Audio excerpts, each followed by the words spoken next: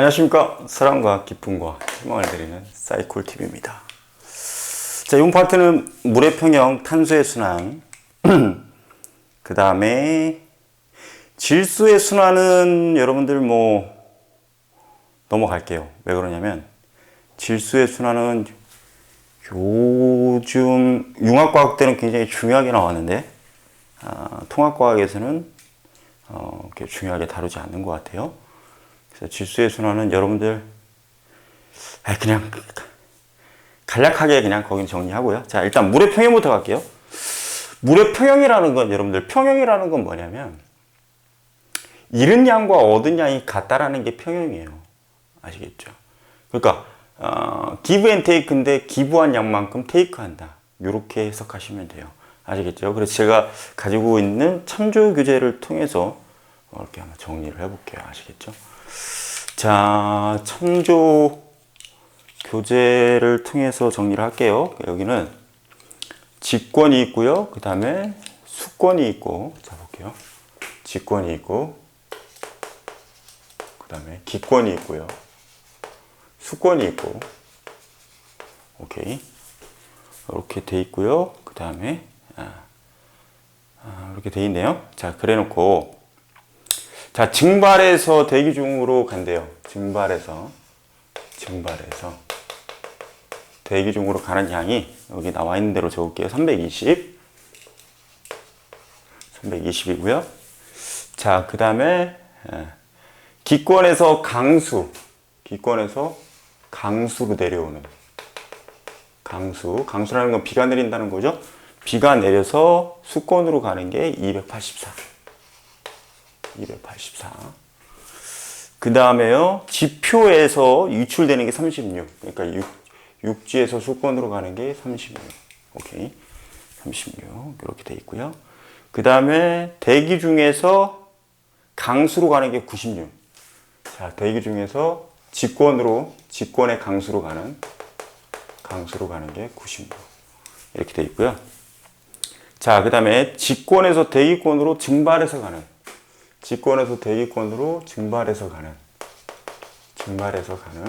오케이. 증발해서 가는 양이 60이랍니다. 60. 오케이. 자, 그래 놓고 이렇게 놓고 우리가 해볼게요. 자, 일단 대기 중에 수증기의 총량이 380이래요. 여기에 수증기의 총량이 380이래요. 이렇게 정리를 해놓고, 자, 일단 바다의 입장에서 먼저 생각해 봅시다. 자, 첫째 바다의 입장에서. 그러면 바다는 수권이죠. 수권. 자, 그러면 흡수량을 일단 해봅시다. 흡수량. 바다에서 흡수하는 거. 자, 바다에서 흡수하는 양은 직권으로부터 36 흡수합니다. 그죠? 직권으로부터 36. 그죠? 그 다음에 기권으로부터 284. 그죠? 기권으로부터 284. 그죠? 오케이. 그리고 더 이상 없죠? 오케이. 자, 그럼 284하고 36을 더하면 얼마입니까? 320인가요? 그렇죠? 그렇죠. 320. 자, 그럼 흡수량은 320이에요. 자, 그러면 방출량 볼게요. 방출량.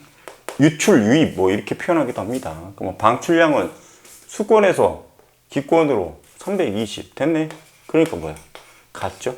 그러니까 물의 평형이 되는 겁니다. 자, 그러면 기권 한번 해볼까요? 기권? 자, 직권도 한번 해봅시다. 직권은 땅이죠. 땅. 자, 일단 흡수량부터 갑시다. 기권으로부터 강수 96. 자, 기권으로부터 96. 자, 그 다음에 기권으로부터 96이죠. 끝났네요. 기권으로부터 96 받고, 그 다음에 방출량은요. 기권의 강수로, 그렇죠? 강수로 96 받는 거예요.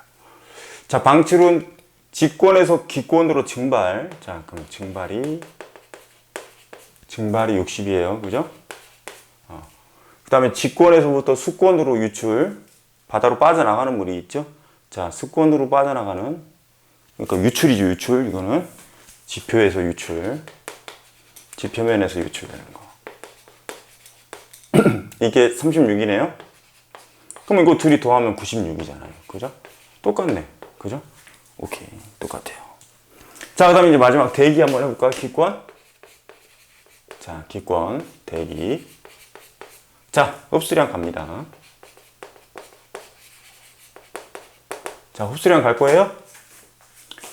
자, 직권으로부터 증발을 통해서 60 흡수합니다. 60. 자, 그 다음에 수권에서부터 증발 320. 그죠? 320. 자, 또 수권에서부터 증발 320. 그죠?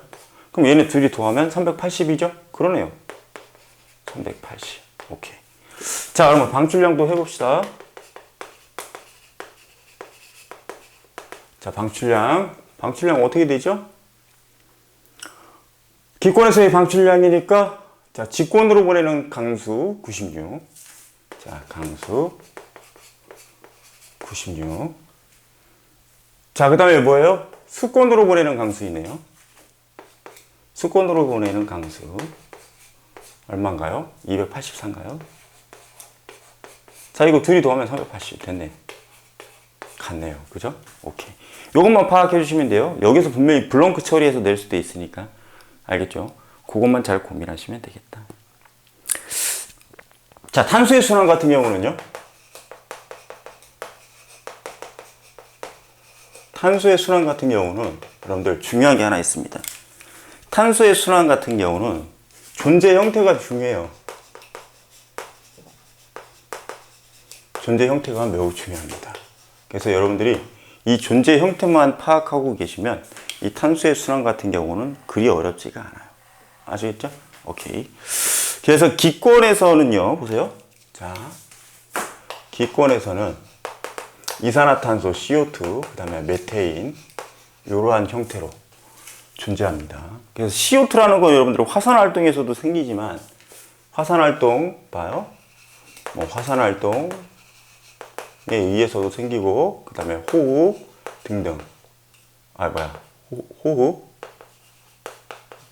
등등.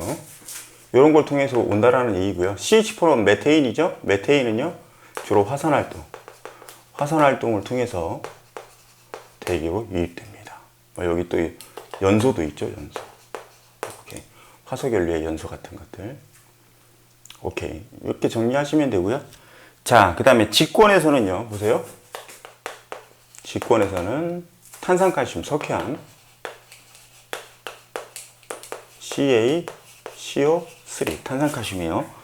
석회암의 성분으로 직권에 존재하고요. 그 다음에 또 뭐죠?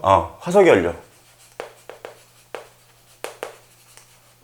석탄하고 석유, 이러한 형태로 존재하고 있다가 이 녀석들이 연소하면 대기 중으로 가는 거고요. 아시겠죠? 오케이. 됐죠? 그 다음에 뭐 화산 폭발에 의해서 또 대기로 가기도 하고, 이 정도로만 알고 가시면 됩니다. 그 다음에 수권은요, 물속에 녹아 있어야 되니까, 수권은 물속에 녹아 있어야 되니까, 수권은 탄산이온. 아시겠죠? 그래서 CO3 2- 탄산이온. 오케이. 또는 HCO3-. 이건 아마 흔히 접하지는 않았을 거예요. 이건 언제 나오냐면요, H2CO3, 탄산이라는 게 1차 이온화가 되면, 1차 이온화가 되면, 우리가 배웠던 건 이런 거였어요. H2CO3가 이온화되면 두 개의 H니까 2H 플러스 CO3 2- 이렇게 배웠을 건데, 사실은 이거는 최종 단계인 이온화인 거고요. 오케이. 최종 단계고, 이 녀석이 1차로 이온화되면 수소 한 개가 먼저 떨어져 나가요. 그래서 어떻게 되느냐, H 플러스 HCO3 마이너스 이렇게 되고요. 여기서 또 하나의 수소가 떨어지면 드디어 뭐예요? 두 개의 H 플러스가 되고 CO3 2-가 됩니다. 그렇게 해서 여러분들 물에 녹아가지고 어떻게 된다? 수권이 존재할 수 있다. 아시겠죠? 오케이. 뭐 이런 것들. 그 다음에 생물권에는요, 생물권에서는 탄수화물, 그 다음에 지질 또는 지방이라고 부르죠. 그 다음에 단백질. 요거 우리 이런 걸 통틀어서 뭐라고 부르느냐, 탄수를 포함한 화합물이다 그래서 유기화합물이다 그래서 유기물이라고 부릅니다. 아시겠죠? 요 형태로 존재해요. 자, 여러분들이 흔히 들어서 다들 알고 계시겠지만 탄수화물의 주된 원소는 CHO죠. 오케이. 대표적인 예로 포도당 C6H12O6니까 지질의 성분도요 주로 CHO로 들어있어요. 단백질은요 CHONS까지도 표현되어 있기 때문에 공통으로 다 탄수를 포함하고 있잖아요. 그래서 뭐예요? 생물권에서는 이러한 유기물의 형태로 존재하더라. 그래서 이 존재 형태를 놓고 여러분들이 탄소의 이동을 공부하실 수 있으면 됩니다. 대표적인 예로 좀 몇 가지만 해볼까요? 예를 들어, 자 보세요. 예를 들어 식물의 호흡. 그러면 호흡이라는 얘기는 뭡니까? 식물체 내에 있는 유기물, 그죠? 유기물을 산소하고 결합시켜서 이산화탄소를 만드는 거예요. 이산화탄소하고 물을 만드는 거야. 그럼 여러분들 이건 이산화탄소 같은 경우는 기체가 되겠죠? 그렇죠? 기체가 될 거고. 자, 이 생물체 내에 있는 유기물이니까 생물권, 그렇죠? 그럼 이 경우는 생물권에서 기권으로 탄소가 이동한다. 이렇게 표현하면 되겠죠. 광합성은 반대겠죠? 그러면 광합성은 반대예요. 뭐예요? 생물권에서 아니 기권에서 생물권으로, 그죠? 기권에서 생물권으로. 왜? 이산화탄소를 흡수하니까 광합성인 경우에는 이렇게 찾아내면 되는 거예요. 아시겠죠? 또 뭐가 있을까요? 뭐가 있을까? 최고 어려운 거 하나만 해봅시다. 자, 봐요. 하나만 해볼게요. 바닷물 속에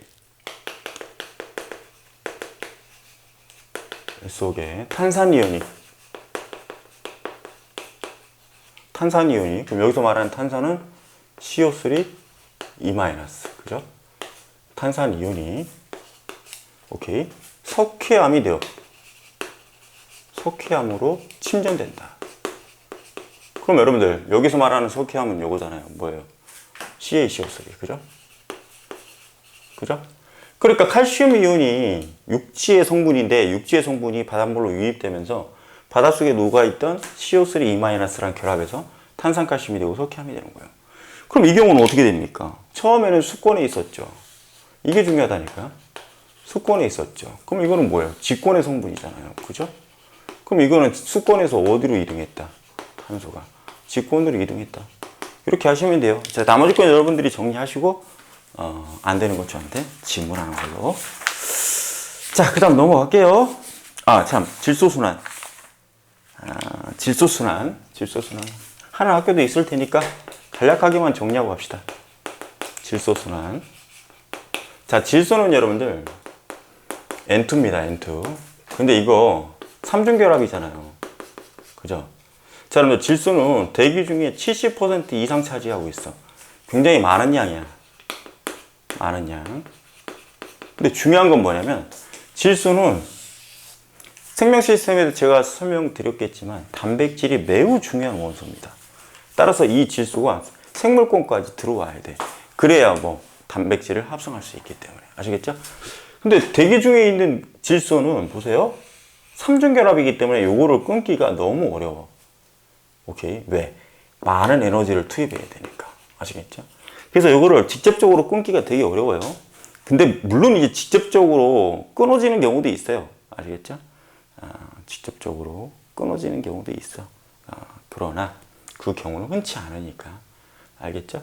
자, 그래서 여러분들 보시면 대기 중에 있는 N2가 만약에 번개, 엄청난 방전인 번개를 만나면 끊어져서 육지로, 자, 직권으로 유입이 가능합니다. 직권으로 유입이 가능해요. 번개를 맞으면. 번개가 이 결합을 끊거든요. 오케이. 직권으로 유입이 가능해요. 아시겠죠? 근데 중요한 건 뭐냐면 이 질소라는 기체를 미생물이 미생물이 질산이온, 자, 미생물이 질산이온 NO3 마이너스 또는 자, 여러분들 이 번개가 끊어서 직권으로 보낼 때는 역시 마찬가지로 이온 형태로 질산 이온의 형태로 토양에 물속에 녹아 있는 겁니다. 아시겠죠? 그다음에 미생물은 질산 이온 또는 자, 암모늄 이온 NH4 플러스라는 암모늄 이온으로 바꾸기도 해요. 우리 이러한 미생물들을 뿌리옥박테리아라고 부르는데, 오케이. 아시겠죠? 오케이. 자, 요렇게 바꾸기도 합니다. 자, 이제 이거를 누가? 생명체가 이제 흡수하죠. 오케이. 자, 다시. 이거를 생명체가 흡수해요. 자, 볼게요. 이거를 생명체가 이렇게 흡수합니다. 흡수해. 그래서 생명체가 단백질을 만들죠. 근데 이제 문제는 이 생명체가 배설물을, 자, 직권에게 배설물을 돌려줘요. 배설물이나 사체. 죽는 거죠. 그러면 요거를 분해하겠죠. 직권에 있는 미생물이 분해한단 말이에요. 그렇죠? 분해. 그래서 다시 일부는 또다시 생명체, 식물이 흡수하겠죠. 1차적으로. 오케이. 식물이 흡수하겠죠. 오케이. 다시 생명체로 들어가기도 하고 또 극히 일부는 곧바로 뭐예요? 공기 중으로 빠져나가서 다시 N2로 환원되기도 합니다. 돌려준다는 의미예요. 산화하는 개념이 아니라 N2로 환원되기도 합니다. 이런 걸 질소 순환이라고 불러요. 과거에 개편되기 전에는 이걸 되게 어렵게 중요하게 다뤘는데, 야, 지금 통합과 개편 이후는 중요하게 다루지 않는다 라는 거죠. 오케이, 좋습니다. 자, 직권의 변화 할게요. 직권의 변화. 근데 이제 여기는 간략하게만 전체적인 큰 틀만 잡고 다음 영상에서 판의 경계에서 나타나는, 오케이, 판의 경계에서 나타나는 판구조론 이거 설명드리겠습니다. 아시겠죠? 오케이. 자, 지각 변동이라는 건 뭐 어차피 지구 내부의 에너지원으로 인해서 다양한 지층의 변화 이런 것들을 지각 변동이라고 부르고요. 그래서 이러한 지각 변동을 일으켜서 변화된 그러한 지형들 또는 활발하게 변화되는 곳, 그러한 것을 변동대라고 불러요. 뭐 굳이 이렇게 정리는 안 할게요. 어렵지 않은 개념이니까. 자, 그다음에 화산대라는 건 화산이 많이 발생하는 지역들. 그 다음에 지진대라는 건 지진이 많이 발생하는 지역들. 오케이. 자, 봐요. 화산대하고 지진대를 설명을 해야 되는데 여기는 좀 중요한 부분이 하나 있어요. 자, 그래서 좀 정리하고 갈게요. 자, 화산대라는 건 화산 활동이 잘 일어나는 지대. 오케이. 지진대라는 건 지진 활동이 잘 일어나는 지대. 오케이. 자, 근데 중요한 건 하나만 정리하고 갈게요. 여러분들, 화산 활동이 잘 일어나려면 화산이라는 건 1차적으로 뭐가 있어야만 가능하냐? 반드시 마그마가 존재해야 돼요. 마그마가 존재해야 된다. 근데 얘는 마그마가 없어도 가능하죠? 자, 그래서 중요한 사실이 나옵니다. 자, 여러분들 봐요. 중요한 사실이 나오는데 뭐가 나오느냐? 화산이 빵 하고 터지면 여러분들 지진은 반드시 일어나겠죠. 왜? 화산이 터질 때 그 폭발에 의한 진동이 지진으로 발생할 거니까. 그렇죠? 그래서 주로 화산 활동이 일어나는 화산대에서 지진이 발생할 확률이 매우 높기 때문에, 자, 화산대와 지진대는 거의 일치합니다. 일치. 오케이. 일치해요. 근데 중요한 게 하나 있어요. 화산대와 지진대가 거의 일치한다고 하니까 어떤 특정 워딩에 대해서 해석을 잘못하는 경우가 있습니다. 무슨 얘기냐면요. 지금 설명하는 거 잘 들으셔야 돼요. 자, 봐요. 화산대는, 자, 이거를 만약에 A를 합시다. 화산대는 지진대이다. 이 명제 하나 하고요. 잘 봐요. B의 경우는 지진대는 화산대이다. 자, 여러분들. 둘 똑같은 얘기 같죠? 어? 둘 똑같은 얘기 같지? 화산대는 지진대이다. 지진대는 화산대이다. 둘 똑같은 얘기 같죠? 근데 여러분들, 여기에서 하나는 맞고 하나는 틀려요. 하나는 맞고 하나는 틀려요. 잘 봐. 그 이유에 대해서 설명드릴게요. 잘 봐요. 참고로 결론을 내리면 얘는 맞습니다. 근데 얘는 틀려요. 오케이. 자, 여러분들 얘는 당연히 맞겠지. 왜? 화산이 뻥 하고 폭발하는데 진동이 수반 안 될 수가 없잖아. 그럼 반드시 진동은 있겠지. 그러니까 얘는 맞는 거거든요. 그런데 지진대는 화산대이다. 자, 보세요. 지진은 진동만 일어나도 오케이? 지진이라고 불러. 근데 화산대가 되려면 성립 조건이 만족돼야죠. 그죠? 성립 조건이 뭐라고 그랬어요? 마그마라고 그랬잖아. 마그마가 있어야지. 그죠? 있어야지. 근데 마그마가 없는 지역에서 진동이 일어난다면 지진만 일어나는 거지 마그마가 분할을 안 하잖아. 그러니까 화산 활동은 일어날 수가 없는 거예요. 아시겠죠? 그래서 밑에 있는 말은 맞다 틀리다? 틀리다. 아시겠죠? 저거 헷갈리시면 안 됩니다. 아시겠죠? 저거 헷갈리시면 안 돼요. 자, 그다음에 이제 판구조론이 있는데 일단 판이라는 걸 먼저 일단 설명을 드려야 되겠죠. 오케이. 판이라는 걸 먼저 설명을 드려야 돼요. 자, 보세요. 판이라는 걸 먼저 설명드릴 겁니다. 플레이트.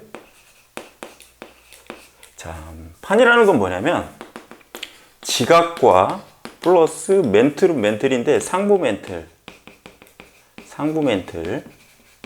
그래서 이 둘을 합해서 판이라고 부릅니다. 그래서 우리는 얘네들을 합해서 뭐라고 부르느냐? 암석의 형태로 존재하는 영역이다. 그래서 암석권이라고 불러요. 암석권. 오케이. 그래서 이 판의 평균 두께입니다.